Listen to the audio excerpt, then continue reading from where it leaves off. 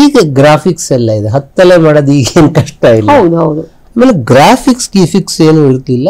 ರಾಜ್ಕುಮಾರ್ಗೆ 10 ತಲೆ ಕಟ್ಬಿಟ್ಟಿದ್ದಾರೆ. ಅಷ್ಟೂ ಶಾರ್ಟ್ ಆದ್ಮೇಲೆ ತಲೆ ಬಿಚ್ಚಿದ್ರೆ ರಾಜ್ಕುಮಾರ್ ಕುಸ್ತು ಬಿದ್ರಂತೆ. ನೋಡಿ, ಪ್ರೆಗ್ನೆಂಟು ಡೆಲಿವರಿಗೆ ಹಾಸ್ಪಿಟ್ಲಿಗೆ ಅಡ್ಮಿಟ್ ಆಗಿರೋದು, ದಾರಿನಲ್ಲಿ ರೆಕಾರ್ಡಿಂಗ್ ಮಾಡ್ಕೊಂಡು ಹೋಗ್ತೀನಿ ನಾನು ಅಂತ ರೆಕಾರ್ಡ್ ಮಾಡ್ತಾರೆ. ಶ್ರೀರಾಮಾಂಜನೇಯ ಯುದ್ಧ ಬಂತು. ಇದು ರಾಜ್ಕುಮಾರ್ ಅಭಿನಯಿಸಿದ 50ನೇ ಸಿನಿಮಾ. ಹಾಗೆ ಅವ್ರು ಏನಾದ್ರೂ ಕನ್ನಡ, ತೆಲುಗು, ತಮಿಳಲ್ಲೂ ಮಾಡ್ತೀನಿ ಅಂದಿದ್ರೆ ಅವ್ರಿಗೆ 600 ಸಿನಿಮಾ ಧಾರಾಳವಾಗುತ್ತೆ. ಅಪೂರ್ಣ ಆಗಿದ್ದ ಸಿನಿಮಾಗಳು ಇದೆಯಾ? 2 ರಾಜ್ಕುಮಾರ್ದು ಸಿನಿಮಾ ಪೂರ್ಣವಾಗಿದ್ದಿದೆ. ಒಂದು ಸಂಪೂರ್ಣ ರಾಮಾಯಣ, ಇನ್ನೊಂದು ಚಿರಂಜೀವಿ ಅವರು ಮಾಡಿದ ಲವಕುಶ. ಆ ಹಾಡುಗಳ ಸಮೇತ ಎಲ್ಲವನ್ನ ನಾಶ ಮಾಡಿದ್ದಾರೆ. ಮುಂದೆ ತಮಾಷೆ ಅಂತಂದ್ರೆ ರಾಜ್ಕುಮಾರ್ ಮುಂದೆ ಮಾಡಿದ್ದು ರಾವಣನ ಪಾತ್ರನೇ. ಅದು 60ನೇ ಇಸ್ವಿನಲ್ಲಿ ದಶಾವತಾರ ಸಿನಿಮಾದಲ್ಲಿ. BS ದಶಾವತಾರ ನಮ್ಮ ಕಂಪನಿ ನಾಟಕಗಳಲ್ಲಿ, ಅದು ಗುಬ್ಬಿ ಕಂಪನಿಯಲ್ಲಿ ವಿಷ್ಣುವಿನ 10 ಅವತಾರಗಳ ಕಥೆಯನ್ನ ಹೇಳ್ತಕ್ಕಂತಹದನ್ನ ಒಂದು ಪಾತ್ರವನ್ನ ಮಾಡಿದ್ರು. GV ಅಯ್ಯರ್ ರಂಗಭೂಮಿ ಹಿನ್ನೆಲೆಯಿಂದ ಬಂದವರು ಈ 10 ಪಾತ್ರಗಳನ್ನ ಮಾಡಿದ್ರು. ಇದಕ್ಕೂ ರಾಜ್ಕುಮಾರ್ಗೆ ಸಂಬಂಧಪಟ್ಟ ಒಂದು ಬಹಳ ಮುಖ್ಯವಾದ ಘಟನೆ ಇದು. ಅಯ್ಯರ್ ಇದನ್ನು ತುಂಬಾ ಕಡೆ ಹೇಳಿದ್ದಾರೆ, ನಾನು ಅಯ್ಯರಿಂದಲೇ ಕೇಳಿರೋದನ್ನ.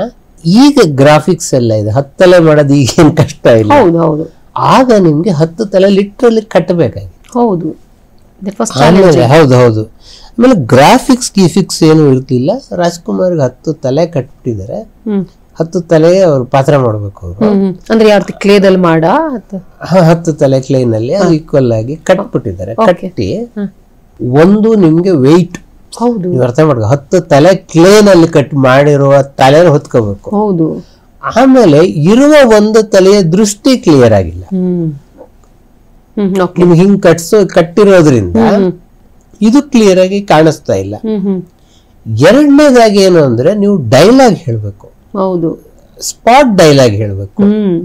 ಸೊ ರಾಜ್ಕುಮಾರ್ ತಲೆ ಅವ್ರು ಹೇಳಿದ್ರಂತೆ ಈ ಶೂಟಿಂಗ್ ಸಂದರ್ಭದಲ್ಲಿ ವಿಕ್ರಮ್ ಸ್ಟುಡಿಯೋದಲ್ಲಿ, ನೋಡಿ 10 ತಲೆ ಶಾರ್ಟ್ಗಳೇನಿದೆ ಒಟ್ಟಿಗೆ ತಗೊಂಡ್ಬಿಡಿ, ಮತ್ತೆ ಇದನ್ನ ಕಟ್ಟೋದು ಉಳಿಯುತ್ತೆ. ಅಷ್ಟೂ ಶಾರ್ಟ್ ಆದ್ಮೇಲೆ ತಲೆ ಬಿಚ್ಚಿದ್ರೆ ರಾಜ್ಕುಮಾರ್ ಕುಸ್ತು ಬಿದ್ರಂತೆ. ಯಾಕಂದ್ರೆ ಅಷ್ಟು ಸ್ಟ್ರೈನ್ ಆಗಿದೆ ಅವ್ರಿಗೆ. ಆದ್ರೆ ಯಾವ ಶಾರ್ಟ್ ನಲ್ಲಿ ಕೂಡ ಅವರ ಬಳಲಿಕೆ ಕಾಣಿಸಲ್ಲ ನಿಮ್ಗೆ. ದಶಾವತಾರ ನೋಡಿದ್ರೆ ಅಷ್ಟು ಕಾನ್ಸಂಟ್ರೇಷನ್ ಅನ್ನು ಇಟ್ಕೊಂಡು ಶಾರ್ಟ್ ಆದ್ಮೇಲೆ ಅವ್ರಿಗೆ ಅದನ್ನ ಸ್ಟ್ರೈನ್ ತಡ್ಕೊಳಕ್ಕಾಗಿಲ್ಲ. ಆದ್ರೆ ಶಾರ್ಟ್ ಯಾವುದನ್ನು ಹಾಳು ಮಾಡಬಾರದು. ಇದು ಬಹಳ ಡೆಡಿಕೇಶನ್. ಇದನ್ನ ಅಯ್ಯರ್ ಅವರೊಬ್ಬರೇ ಅಂತ ಆಧಾರದ ಪಾತ್ರಗಳನ್ನ ಮಾಡೋದಕ್ಕೆ ಸಾಧ್ಯ ಅಂತ. ಮತ್ತೆ ನಮ್ಗೆ ಭೂಕೈಲಾಸದ ರಾವಣ, ದಶಾವತಾರದ ರಾವಣ ಹೇಳಿದ್ರೆ ಇದು ಅಬ್ಬರಿಸುವ ರಾವಣ. ರಾಜ್ಕುಮಾರ್ಗೆ ಬಹಳ ಪ್ರಿಯವಾದಂತಹ ಒನ್ ಡೇದಲ್ಲೇ ಶೂಟ್ ಮಾಡಿದ್ರೆ ಆ ಶಾರ್ಟ್ಸ್ ಸಂಬಂಧಪಟ್ಟ ಎಲ್ಲ ಶಾರ್ಟ್ಗಳು ಒನ್ ಡೇನಲ್ಲೇ ಶೂಟಿಂಗ್ ಆಗುದು ಕಂಟಿನ್ಯೂಸ್ ಆಗಿ. ಇದೊಂದು ಬಹಳ ಅದ್ಭುತವಾದಂತಹ ಘಟನೆ ಇದು. ಈ ಸಿನಿಮಾಕ್ಕೆ ಸಂಬಂಧಪಟ್ಟ ಹಾಗೆ 2 ಘಟನೆ ಇದೆ. ಇದು ರಾಜ್ಕುಮಾರ್ಗೆ ಸಂಬಂಧಪಟ್ಟಿದ್ದೆಲ್ಲ ಬಹಳ ಕುತೂಹಲಕಾರಿಯಾದ ಹೇಳ್ತೇಳಿ. ಒಂದು, ಆಗ ಜಮುನಾ ಸೀತೆಯ ಪಾತ್ರಕ್ಕೆ ಬಹಳ ಪ್ರಸಿದ್ಧರಾಗಿದ್ರು. ಸೊ ಇವರು ರಂಗ ಅವರಿಗೂ ಕೂಡ ಜಮುನಾನ ಬುಕ್ ಮಾಡ್ಕೊಂಡ್ ಬನ್ನಿ ಅಂತ ಹೇಳಿದ್ರು. ಆಗ ಮೊಬೈಲ್ ಗೀಲು ಏನು ಇರಲಿಲ್ಲ, ಫೋನ್ಗಳು ಕೂಡ ಎಲ್ಲೋ ಬಹಳ ದೂರದಲ್ಲಿ ಎಲ್ಲೋ ಒಂದೊಂದು ಇದ್ದಿದ್ದ. ಟ್ರಂಕಲ್ ಬುಕ್ ಮಾಡ್ಬೇಕಾದ್ರೆ ಇವರು GK ವೆಂಕಟೇಶನ್ ಕಳ್ಸಿದ್ರು, ಸಂಗೀತ ನಿರ್ದೇಶಕರು. ರಂಗ ಯಾಕಂದ್ರೆ ಅವ್ರಿಗೆ ತೆಲುಗು ತುಂಬಾ ಚೆನ್ನಾಗಿ ಬರುತ್ತೆ, ಮತ್ತು ಅವರು Jamuna family friend GK Venkatesh, ಹಂಗಾಗಿ ಹೋಗಿ ಮಾತಾಡ್ಕೊಂಡು ಬರ್ಲಿ ಅಂತ ಹೇಳಿ. ಸೊ ಇವರು ಟೆಲಿಗ್ರಾಮ್ ಮಾಡಿ ಅಂತ ಅಯ್ಯರ್ಗೆ ಹೇಳಿದ್ರು ರಂಗ. ಇವರು ಏನೊಂದು ಟೆಲಿಗ್ರಾಮ್ ಮಾಡ್ಬೇಕು. ಟೆಲಿಗ್ರಾಮ್ ಅಂದ್ರೆ ನಿಮ್ಗೆ ಗೊತ್ತಿದೆ 2-3 ಪದ ಇರಕ್ ಸಾಧ್ಯ, 10-15 ಒಂದು ಪದಕ್ಕೆ ಇಷ್ಟು ರೇಟು ಅಂತದೆ. ಸೊ ಸೀತೆ ಪಾತ್ರವನ್ನು ಜಮುನಾ ಒಪ್ಪಿಕೊಂಡರೆ ಇಷ್ಟು ಟೆಲಿಗ್ರಾಮ್ ಮಾಡಬೇಕು, ಇಷ್ಟು ಟೆಲಿಗ್ರಾಮ್ ಮಾಡಬೇಕು. ಎಷ್ಟು ಪದ ಆಯ್ತು ನೋಡಿ. ಸೀತೆ ಪಾತ್ರವನ್ನು ಜಮುನಾ ಒಪ್ಪಿಕೊಂಡರೆ ಈ ಪದನ ಕಮ್ಮಿ ಮಾಡ್ಬೇಕು ಅಂತ ಹೇಳ್ಬಿಟ್ಟು ಅಯ್ಯರು ಟೆಲಿಗ್ರಾಮ್ ಮಾಡ್ತಾರೆ. ಏನು 2 ಪದದಲ್ಲಿ ಮಾಡೋದು, ಏನು ವೈದೇಹಿ ಏನಾದಳು ಅಂತ ಟೆಲಿಗ್ರಾಮ್ ಮಾಡ್ತಾರೆ. ಅವ್ರಿಗೆ ಕೋಡ್ ವರ್ಡ್ ಅವ್ರಿಗೆ ಅರ್ಥ ಆಗತ್ತೆ. ವೈದೇಹಿ ಸೀತೆ ಅಲ್ವಾ, ವೈದೇಹಿ ಏನಾದಳು ಅಂದ್ರೆ ಒಪ್ಕೊಂಡ ಇಲ್ವೋ ಅಂತ ಅರ್ಥ.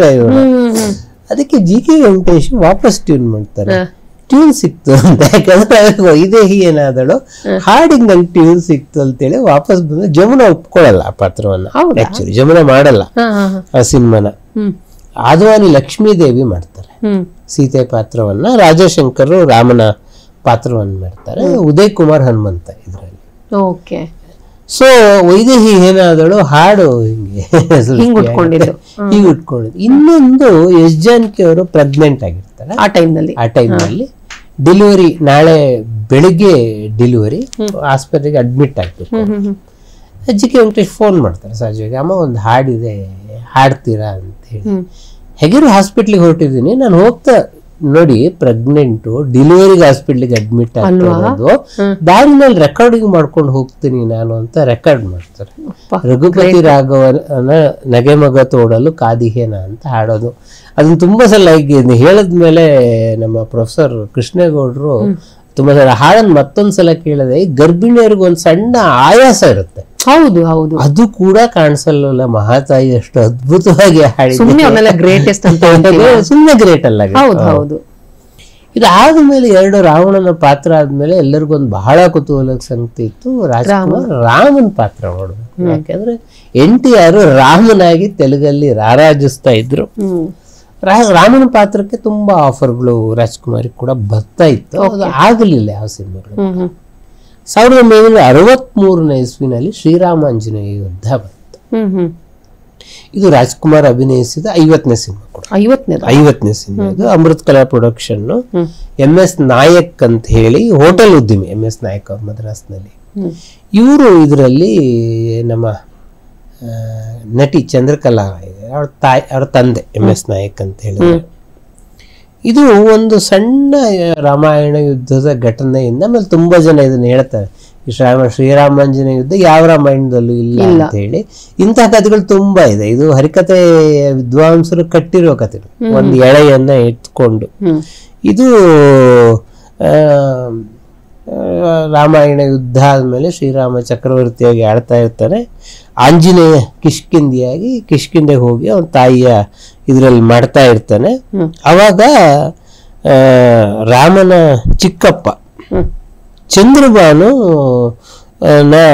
ಶಿಕ್ಷೆ ವಿಧಿಸೋದಕ್ಕೆ ಕರ್ಕೊಂಡು ಬರ್ತಾನೆ. ಆ ಚಂದ್ರಭಾನುವನ್ನ ಹೋಗ್ಬಿಟ್ಟು ಅವನು ಅಂಜನಾದೇವಿಯನ್ನ ಕೇಳ್ತಾನೆ, ನನ್ನನ್ನು ರಕ್ಷಣೆ ಮಾಡೋ ಹನುಮಂತನ ತಾಯಿ. ನನ್ನ ಮಗ ರಕ್ಷಣೆ ಮಾಡೋದು ಗೊತ್ತಿಲ್ಲ, ರಾಮನೇ ಶತ್ರು ಅನ್ನೋದು ಗೊತ್ತಿಲ್ಲ. ಒಪ್ಕೊಂಡ್ಬಿಡ್ತಾನೆ. ಒಪ್ಕೊಂಡ್ಬಿಟ್ಟಾಗ ಅವನು ತಾಯಿ ಅಪ್ಪಣೆ ಅಂತ ಒಪ್ಕೊಂಡ್ಬಿಡ್ತಾನೆ. ಅವಾಗ ಗೊತ್ತಾಗತ್ತೆ ರಾಮನ ಮಧ್ಯೆ ಇದ್ದಾನೆ, ನಾನು ಯುದ್ಧ ಮಾಡ್ಬೇಕು ಅಂತ ಹೇಳ್ಬಿಟ್ಟು. ಆವಾಗ ರಾಮ ಆಂಜನೇಯರ ನಡುವೆ ಒಂದು ಯುದ್ಧ ಸಂಘರ್ಷ ಏರ್ಪಡುತ್ತೆ. ಇದು ಕತೆ. ಇದು ಕಾಲ್ಪನಿಕ ಕತೆ ಇದು. ಇದರಲ್ಲಿ ಉದಯ್ ಕುಮಾರ್ ಆಂಜನೇಯನ ಪಾತ್ರ ಮತ್ತು ರಾಜ್ಕುಮಾರ್ ಶ್ರೀರಾಮನ ಪಾತ್ರ ಅಮೋಘ. ಅದು ಅದ್ಭುತ. ಅದ್ಭುತವಾಗಿ ಆ ಸಿನಿಮಾವನ್ನ ಮಾಡಿದ್ದಾರೆ. ಅದರಲ್ಲಿ ಒಂದು ಬಹಳ ಅದ್ಭುತವಾದ ಯುದ್ಧ ಸನ್ನಿವೇಶ ಚಿತ್ರೀಕರಣ ಮಾಡಿದ್ರು. ರಾಮ ಆಂಜನೇಯನ ಯುದ್ಧದ ಸನ್ನಿವೇಶ ಅಲ್ಟಿಮೇಟ್ ಆಗಿ ಇದರಲ್ಲಿ ನಂಬಿಕೆ ಹಾಗೆ ರಾಮನಿಗಿಂತ ರಾಮನಾಮಕ್ಕೆ ಮಹಿಮೆ ಜಾಸ್ತಿ ಆಂಜನೇಯ ಪ್ರೂವ್ ಮಾಡ್ತಾನೆ. ಕೊನೆಗೆ ಆಂಜನೇಯನ ಭಕ್ತಿನೇ ಗೆಲ್ಲುತ್ತೆ ಅನ್ನೋದು ಇಡೀ ಸಿನಿಮಾದ ಕತೆ. ಅದರಲ್ಲಿ ಒಂದು ಬಹಳ ಸಂದಿಗ್ಧವಾದ ಸಂದರ್ಭ ಇದೆ. ಅದರಲ್ಲಿ ಈ ಸಿನಿಮಾದಲ್ಲಿ ಅದನ್ನು ತುಂಬಾ ಅದ್ಭುತವಾಗಿ ಬಳಸಿದ್ದಾರೆ. ಗೀತಪ್ರಿಯ ಡೈಲಾಗ್ ಕೂಡ ಅಷ್ಟೇ ಬಳಸಿದ್ದಾರೆ, ಚೆನ್ನಾಗಿ ಬಳಸಿದ್ದಾರೆ. ರಾಮ ತನ್ನ ಪಿತೃಗಳನ್ನ ಕೇಳ್ತಾರೆ, ನನಗೆ ಏನ್ ಮಾಡ್ಬೇಕು ಇವಾಗ. ಸೊ ಇಡೀ ಸೀತಾಪಹರಣದಲ್ಲಿ ನಮಗೆ ನೆರವಾದವರು ವಾನರ ಸೇನೆಯವರು, ಸುಗ್ರೀವ ಮತ್ತೆ ಆಂಜನೇಯ. ಸೀತೆಗೂ ಬಹಳ ದೊಡ್ಡ ಗೊಂದಲ ಇದೆ, ಏನ್ ಮಾಡ್ಬೇಕು ಇವಾಗ ನಾವು. ಆಂಜನೇಯನೇ ಶತ್ರು ಪಕ್ಷದಲ್ಲಿ ನಿಂತಿದ್ದಾನೆ, ಪಿತೃಗಳನ್ನ ಕೇಳ್ತಾನೆ ಶ್ರೀರಾಮ. ಅದು ರಾಜ್ಕುಮಾರ್ ಈ ಪಾತ್ರವನ್ನು ಬಹಳ ಅದ್ಭುತವಾಗಿ ರಾಜನಾಗಿ ನಾನೇನ್ ಮಾಡಬೇಕು ಅಂತ ಹೇಳಿ ಅವಾಗ ಅವ್ರು ಹೇಳ್ತಾರೆ. ಸೊ ಆಂಜನೇಯ ನಿನ್ನದು ದೈವ ಭಕ್ತ ಸಂಬಂಧ ಅದು, ಆದ್ರೆ ನೀನ್ ರಾಜನ ಸ್ಥಾನದಲ್ಲಿ ಕೂತಿದ್ಯಾ, ಯುದ್ಧ ಮಾಡೋದು ರಾಜನ ಕರ್ತವ್ಯ, ನೀನು ಪ್ರಜೆಗಳಿಗಾಗಿ ಯುದ್ಧ ಮಾಡಬೇಕು ಅಂತ ಹೇಳಿ ಪಿತೃಗಳು ಹೇಳ್ತಾರೆ. ಈ ಸನ್ನಿವೇಶ ಇದು ಯಾವ ರಾಮಾಯಣದಲ್ಲಿ ಇದೆ ಅಂತ ಕೇಳ್ಬೇಡಿ, ಅದ್ಭುತವಾಗಿ ಇದನ್ನ ತಗೊಂಡು ಬಂದಿದ್ದಾರೆ. ಮತ್ತು ಕೊನೆಯಲ್ಲಿ ರಾಮ ಮತ್ತು ಆಂಜನೇಯನ ನಡುವೆ ನಡೆಯುವ ಸಂಭಾಷಣೆ ಇದು. ಅದು ಭಕ್ತಿ ಮತ್ತು ದೈವತ್ವದ ನಡುವೆ ನಡೆಯುವ ಸಂಭಾಷಣೆ. ರಾಜ್ಕುಮಾರ್ ಒಬ್ಬರೇ ಅಲ್ಲ, ಉದಯ್ ಕುಮಾರ್ ಬಹಳ ಅದ್ಭುತವಾಗಿ ಅಭಿನಯಿಸಿ ಅದ್ಭುತವಾದಂಥ ಸಿನಿಮಾ. ಇದರಲ್ಲಿ ಹನುಮನ ಪ್ರಾಣ, ಪ್ರಭು ರಘುರಾಮ ಅಂತೂ ಎವರ್ ಗ್ರೀನ್ ಸಾಂಗ್. ಗೀತಾಪ್ರಿಯ ಅವ್ರಿಗೂ ಬಹಳ ದೊಡ್ಡ ಹೆಸರನ್ನ ತಂದುಕೊಟ್ಟಂತಹ ಸಿನಿಮಾ ಇದು. ಜಗದೀಶನಾಡುವ ಜಗವೇ ನಾಟಕ ರಂಗ, ಸತ್ಯಂ ಅವರ ಸಂಗೀತ ನಿರ್ದೇಶನ, ಬಹಳ ಅದ್ಭುತವಾಗಿ. ಇದರಲ್ಲಿ ಏನು ನಿಮ್ಗೆ ರೆಕಾರ್ಡ್ ದೃಷ್ಟಿಯಿಂದ ಏನು ಅಂತಂದ್ರೆ, ರಾಜೇಶ್ ನಮ್ಮ ಮುಂದೆ ಬಹಳ ದೊಡ್ಡ ಕಲಾವಿದರಾಗಿ ಬೆಳೆದ ರಾಜೇಶ್ ಅವರ ಮೊದಲ ಸಿನಿಮಾ ಇದು. ಹೌದಾ? ಇದರಲ್ಲಿ ಅವರು ಭರತನ ಪಾತ್ರವನ್ನ ಮಾಡಿದ್ದಾರೆ.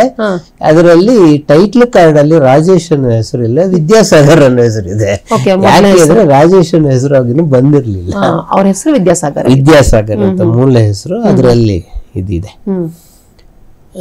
ಇದು ಆದ ಮೇಲೆ ಇನ್ನೊಂದು ರಾಜ್ಕುಮಾರ್ ಅಭಿನಯಿಸಿದ ರಾಮಾಯಣವನ್ನು ಬರೆದ ವಾಲ್ಮೀಕಿಯ ಚಿತ್ರ. ಒಂದು ಕಡೆ ರಾವಣ, ಒಂದು ಕಡೆ ವಾಲ್ಮೀಕಿ. ರಾಮಾಯಣ ಒಂದು ವಾಲ್ಮೀಕಿ ಪಾತ್ರವನ್ನ ಮಾಡಿದ್ದಾರೆ. ಅದು ಜುಪಿಟರ್ ಫಿಲಮ್ಸ್. ಇಷ್ಟೊತ್ತಿಗಾಗ್ಲೇ ತೆಲುಗು ತಮಿಳಲ್ಲಿ ವಾಲ್ಮೀಕಿ ಬಂದ್ಬಿಟ್ಟಿತ್ತು. ತಮಿಳು ವಾಲ್ಮೀಕಿಯಾಗಿ ಕನ್ನಡದ ಹೊನ್ನಪ್ಪ ಭಾಗವತರ್ ಅವರೇ ಅಭಿನಯಿಸಿದ್ರು. ಅದೊಂದು ಬಹಳ ತಮಿಳ್ನಲ್ಲಿ. ಹಾಗಾಗಿ ರಾಜ್ಕುಮಾರ್ ಏನನ್ ಮಾಡ್ತಾರೆ, ಕಣಗಲ್ ಪ್ರಭಾಕರ್ ಶಾಸ್ತ್ರಿಗಳು 2 ಶೇಡ್ ಇರೋ ಪಾತ್ರ ಇದು. ಒಂದು ಕಳ್ಳ ಆಗಿರ್ತಾನೆ,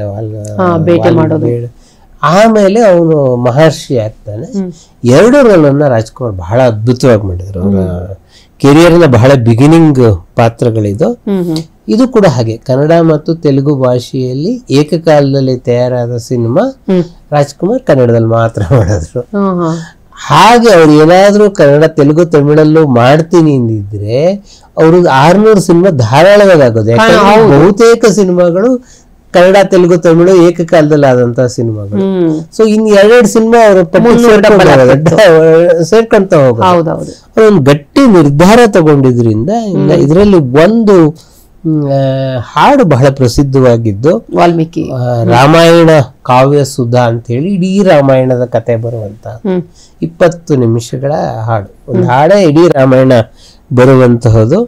ಇದು ಸಿದ್ಲಿಂಗಯ್ಯನವರು ಇದಕ್ಕೆ ಸಹ ನಿರ್ದೇಶಕರು ಸಿನಿಮಾದಲ್ಲಿ. ಅವರ ಇಂಡಿಪೆಂಡೆಂಟ್ ಆಗಿನ ಇರಲಿಲ್ಲ. ಇದಿಷ್ಟು ತೆರೆ ಕಂಡಂತಹ ರಾಮಾಯಣಕ್ಕೆ ಸಂಬಂಧಪಟ್ಟ ರಾಜ್ಕುಮಾರ್ ಅವರ ಸಿನಿಮಾಗಳು. ಓಕೆ, ಇವಾಗ ಕೆಲವೊಂದು ಸಿನಿಮಾಗಳು ಇರುತ್ತೆ ಅಂದ್ರೆ ರಾಜ್ಕುಮಾರ್ ಅಂದ್ರೆ ಎಲ್ಲದೂ ಪೂರ್ಣವಾಗಿ ಸಿನಿಮಾ ಅಂತ ಅನ್ಕೋತೀವಿ.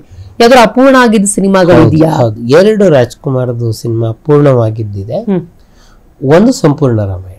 ಹೌದು, ಸಂಪೂರ್ಣ ರಾಮಾಯಣನೇ ಅಪೂರ್ಣ ಆಗಿದೆ. ಸಂಪೂರ್ಣ ರಾಮಾಯಣ ಅಷ್ಟೊತ್ತಿಗಾಗ್ಲೇ ತೆಲುಗಲ್ಲಿ ಬಂದ್ಬಿಟ್ಟು, ತೆಲುಗಿನ ಸಂಪೂರ್ಣ ರಾಮಾಯಣ ಈಗಲೂ ಬಹಳ 4 ಗಂಟೆಯ ಸಿನಿಮಾ, 2 ಇಂಟರ್ವಲ್ಲು. ಈ ಸಿನಿಮಾ ಆ ಕಾಲಕ್ಕೆ ಎಲ್ಲರೂ ಬಹಳ ನೋಡೋರು. ಕನ್ನಡದಲ್ಲಿ ಇಂಥದ್ದು ಒಂದು ಸಿನಿಮಾ ಮಾಡಬೇಕು ಅಂತ ಆಸೆಯನ್ನು ಇಟ್ಕೊಂಡಂಥವ್ರು ಕುರಾ ಸೀತಾರಾಮ್ ಶಾಸ್ತ್ರಿಗಳು. ಕುರಾ ಸೀತಾರಾಮ್ ಶಾಸ್ತ್ರಿಗಳು ರಾಜ್ಕುಮಾರ್ ಅವರನ್ನ ರಾಮನ ಪಾತ್ರದಲ್ಲಿ, ಭಾರತೀಯವರನ್ನ ಸೀತೆಯ ಪಾತ್ರದಲ್ಲಿ ಇಟ್ಕೊಂಡು ಮಾಡ್ತಾರೆ. ಉದಯ್ ಕುಮಾರ್ ರಾವಣನ ಪಾತ್ರದಲ್ಲಿ ಇರ್ತಾರೆ. ಉಳಿದ ತರಾಗಳ ಏನು ಅಂತ ಹೇಳಿದ್ರೆ, ನನಗೆ ಇದು ಈ ಸಿಕ್ಕಿದ್ದು ಮಲ್ಲಿಗೆ ಮಾಸಪತ್ರಿಕೆಯಲ್ಲಿ ಕುರಾಸಿ ಅವರ 71ನೇ ಒಂದು ಲೇಖನ ಬರೆದಿದ್ದಾರೆ. ಈ ಲೇಖನದಲ್ಲಿ ನನ್ನ ಮುಂದಿನ ಸಿನಿಮಾ, ನಾನು ಬಹಳ ಕನಸಿನ ರಾಮಾಯಣವನ್ನು ಮಾಡ್ತಾ ಇದ್ದೀನಿ, ರಾಜ್ಕುಮಾರ್ ಮತ್ತು ಭಾರತಿ ಇದರಲ್ಲಿ ಅಭಿನಯಿಸ್ತೀನಿ ಅಂತ ಹೇಳಿದರೆ, ಈ ಸಿನಿಮಾದ ಚರ್ಚೆ ನಡೆದಿರೋದು ಮನಮೆಚ್ಚಿದ ಮಡದಿ ಚಿತ್ರದ ಸಂದರ್ಭದಲ್ಲಿ ಶೂಟಿಂಗ್. ಆ ಮನಮೆಚ್ಚಿದ ಮಡದಿ ಚಿತ್ರ ಆಗ್ತಾ ಇರುವಾಗ ಈ ಸಿನಿಮಾ ಮಾಡಬೇಕು ಅಂತ ಅವ್ರು ಅನ್ಕೊಂಡಿದ್ರು. ಮುಂದೆ ಕುರಾಸಿ ಎಲ್ಲೂ ಮಾತಾಡಿಲ್ಲ. ನಾನು ಕುರಾಸಿ ಅವ್ರ ಸಂದರ್ಶನಗಳನ್ನು ಹುಡುಕಿದೆ, ಯಾಕಂದ್ರೆ ಅವ್ರು ಏಕೈಕ ಆಧಾರ ಅದೊಂದೇ. ನಂಗೆ ಅಣ್ಣವ್ರು ಇದ್ದಾಗ ಲೇಖನ ಸಿಕ್ಲಿಲ್ಲ.